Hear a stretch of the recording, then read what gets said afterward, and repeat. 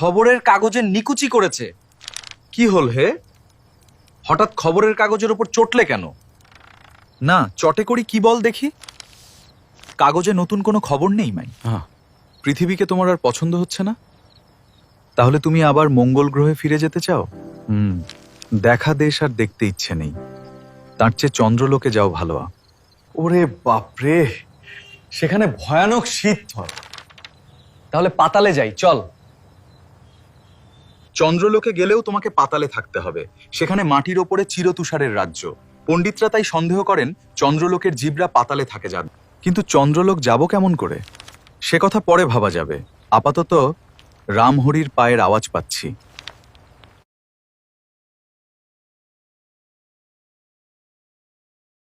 আজ কি বানিয়েছো রামহরি? মাছের কচুরি আর মাংসের সিঙ্গাড়া। আরে বাহবা, কি বাহবা! হাত চালাও কুমার, হাত চালাও। ভগবান রামহরিকে দীর্ঘজীবী করুন।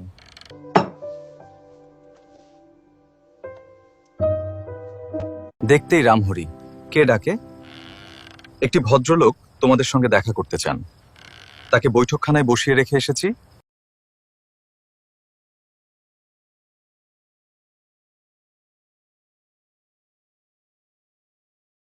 আপনি কাকে চান? আপনাদেরই।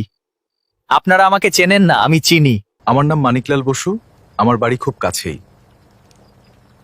বলুন, আমাদের কাছে আপনার কি দরকার? মশাই, আমি বড় বিপদে পড়েছি। আমার বাড়িতে বোধহয় ভূতের উপদ্রব হয়েছে। কিন্তু আমাদের কাছে এসেছেন কেন? আমি আপনাদের কীর্তিকলাপ সব শুনেছি, তাই আপনাদের সঙ্গে পরামর্শ করতে এসেছি। ব্যাপারটা কি আগে খুলে বলুন দেখি। মাসখানেক আগে আমরা বাড়িতে তালা লাগিয়ে দেশে গিয়েছিলুমে। ফিরে এসে দেখি সদর দরজার তালা ভাঙা, ঘরে সব লণ্ডভণ্ড, অথচ কিছুই চুরি যায়নি। তারপর দিন 15 আগে অনেক রাতে আমার ঘুম ভেঙে গেল।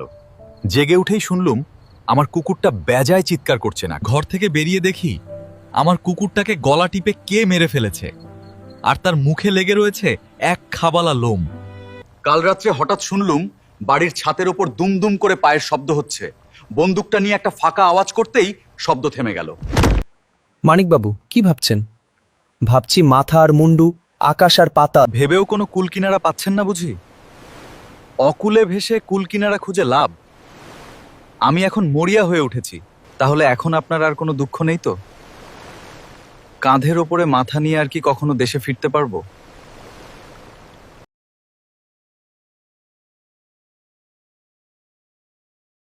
মানিকবাবুর সঙ্গে কি কথা হচ্ছে কুমার? দেশ ছেড়ে মানিকবাবুর বড় দুঃখ হয়েছে। তা তো হবেই কুমার, তাই হওয়াই তো উচিত। দেশ ছাড়তে যার মনে দুঃখ হয় না, আমি তাকে ঘৃণা করি।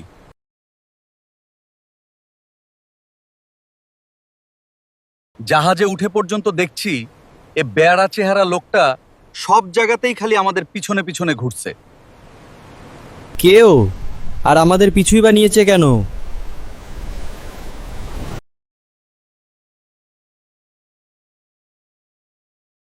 লোকটা যেই হোক আমাদের বন্ধু নয়। বন্ধু নয়, শত্রু। তবে কি বুঝতে হবে শত্রুরাও আমাদের সঙ্গে সঙ্গে এই জাহাজে চড়ে আফ্রিকায় যাচ্ছে? এই কাফরিটা সত্য সত্যই আমাদের শত্রু কিনা তাও ঠিক করে বলা যায় না। আমি বলতে পারি এই লোকটা হচ্ছে আপনার সেই ঘটোৎকচ। না মানিকবাবু, না। ঘটোৎকচের চেহারা এতটা ভদ্র হতে পারে না। ও বাবা, এ কাফরিটার চেহারা হলো আপনার কাছে ভদ্র? না, আমার কাছে নয়, কিন্তু ঘটোৎকচের কাছে ওর চেহারা ভদ্র বই কি। ঘটোৎকচকে সামনে দেখলে আপনি এখনই মূর্ছা যেতেন। ও বাবা, সে আবার কি? কি করে জানলেন আপনি?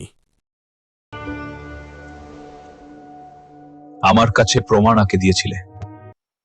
কাফরিটা এদিকে তাকিয়ে হাসছে। ওরা বুঝতে পেরেছে আমরা ওদেরই পিছনে যাচ্ছি। কিন্তু ওদের ভাব দেখে তো মনে হচ্ছে না যে আমাদের দেখে ওরা কিছু ভয় পেয়েছে। এ কাফরিটাকে দেখলেই আমার রাগ হয়। ওদের অপরাধের প্রমাণ পেলে কারুকে আমি ছাড়বো না, সব পুলিশের কাছে চালান করে দেব। বিমল, দেখ, ওই যে আর একখানা নৌকা যাচ্ছে, তার ওপরে 3 জন লোক, ঠিক যেন বাঙালির মতন দেখতে। ওই নৌকার লোকগুলোও কি আমাদের জাহাজে ছিল? হ্যাঁ, কিন্তু জাহাজে তো ওদের সঙ্গে দেখা হয়নি। ওরা নাকি ইস্ট আফ্রিকায় ব্যবসা করতে যাচ্ছে। এখান থেকে আমাদের যেতে হবে উজিজিতে, বুড়ো সর্দার গাটুলার খোঁজে। যদি সে মরে গিয়ে থাকে, সে নিয়ে এখনো মাথা ঘামায়নি। আমাদের সঙ্গে যাবার জন্য কত লোক ঠিক করেছো? ঠিক 124 জন। তাদের জন্য মাসে কত খরচ পড়বে? প্রায় 700 টাকা। আসকারি নিয়েছো কজন? 24 জন। আসকারি কি? সশস্ত্র কুলি। ও বাবা, অত অস্ত্রশস্ত্র নিয়ে কি হবে? আমাদের যুদ্ধ করতে হবে নাকি? হতে পারে।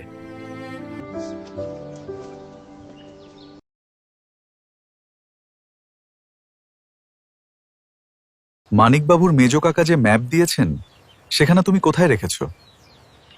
ভিতরকার পকেটে আছে। আহ, অত চেঁচিয়ে কথা কইস কেন? কেউ ঘদি শুনতে পায়? শুনতে পায় কি? শুনতে পেয়েছে? তার মানে আমাদের সামনে যে থামটা রয়েছে, ওর আড়ালে দাঁড়িয়ে একজন লোক এতক্ষণ আমাদের কথা শুনছিল।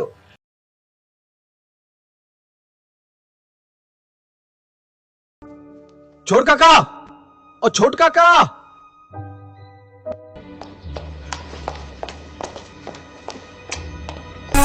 কি আশ্চর্য, আমি এত চেঁচিয়ে ডাকলুম তবু উনি শুনতে পেলেন না।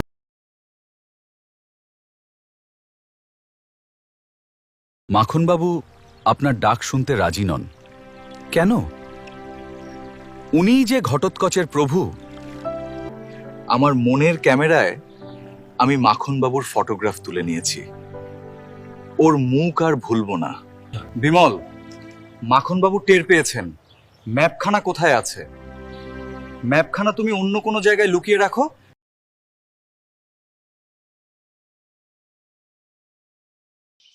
দেশ থেকে টেনে এনে কেন আপনারা আমাকে অবঘাতে মারতে চান? মানিকবাবু, জানেন তো, কাপুরুষ মরে দিনে 100 বার করে, কিন্তু সাহসী মরে জীবনে একবার মাত্র বার। সাহসেরও একটা সীমা আছে তো। মরণকে যখন অষ্টপ্রহর দেখতে পাচ্ছি, তখন ভয় না পেয়ে কি করি বলুন তো? মরণকে নিয়ে খেলা করুন। মরণকে দেখলে তাহলে আর ভয় পাবেন না। পাগলের সঙ্গে কথা কয়েও লাভ নেই।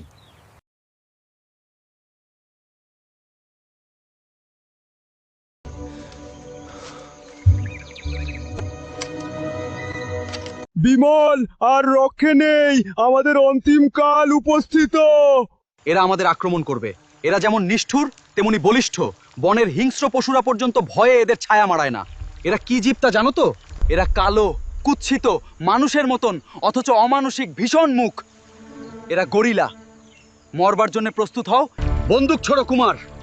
ওরা এইবারে আমাদের আক্রমণ করবে। ওরা বেশি কাছে এলে আমরা আর কিছুই করতে পারবো না।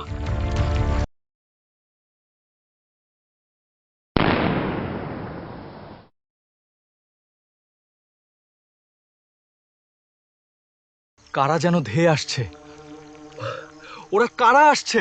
ওদের দেখে এমনকি গরিলারাও ভয় পালিয়ে গেল। ধেয়ে আসছে ওরা হাতির দল। আমাদের বন্দুকের আওয়াজে ওরা ভয় পেয়েছে।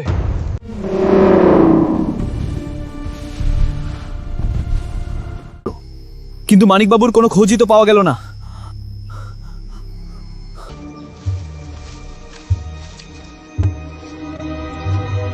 মানিকবাবু আর হয়তো নেই, সেটা আমাদের দোষ নয়। আজ আর খোঁজাখুঁজি বৃথা। কাল সকালে আবার চেষ্টা করা যাবে না। আমরা যেদিক দিয়ে এসেছি সেদিক দিয়ে ফিরতে গেলেই আবার গরিলাদের কবলে গিয়ে পড়ব। এখন কি করা যায়? এই বনেই কি রাত কাটাতে হবে? এখানে কত রকম পশুর পায়ের দাগ, মাটিও যেন সাতসাত করছে। এর কারণ কি? নিশ্চয়ই কাছে কোনো জলাশয় আছে। এইখান দিয়ে পশুরা জল খেতে যায়। কুমার, কাছেই একটা না একটা পথ আছেই। যদিও সেটা তাঁবুতে ফেরবার পথ নয়, তবু পথ তো। চারিদিকে চোখ রেখে সাবধানে চলো। এই পথে নানা জীব জলপান করতে যায়, তাই শিকার ধরবার জন্য সিংহেরা আশেপাশে ওত পেতে বসে থাকে।